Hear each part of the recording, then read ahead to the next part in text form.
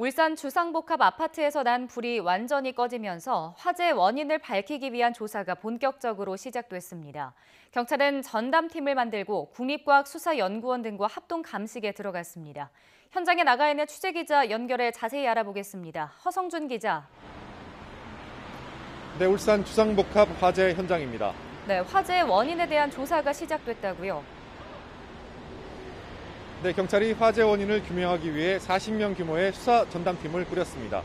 우선 CCTV와 목격자 진술 등을 수집해 분석하고 있는데요. 오늘 소방과 국립과학수사연구원 등 관계기관 합동으로 감식을 벌일 예정입니다. 경찰은 어제 불이 꺼진 뒤 1차로 화재 현장을 확인했습니다. 특히 12층과 28층, 33층 등 불길이 거셌던 곳을 중점적으로 살폈는데요.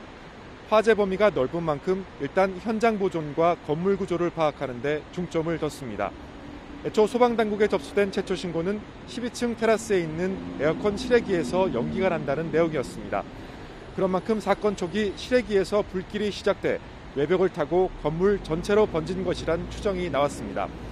하지만 일부 주민이 3층에서 먼저 불길이 치솟았다고 하는 등 다른 진술도 나오고 있습니다.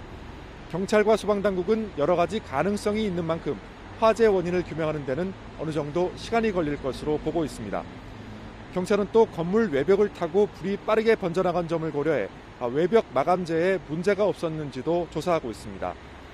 이와 함께 오늘 피해 주민들이 모여 비상대책위원회를 구성합니다. 경찰이 화재 원인을 밝히는 대로 피해 보상과 보험 청구 등 법적 대응에 주민들의 뜻을 모을 예정입니다.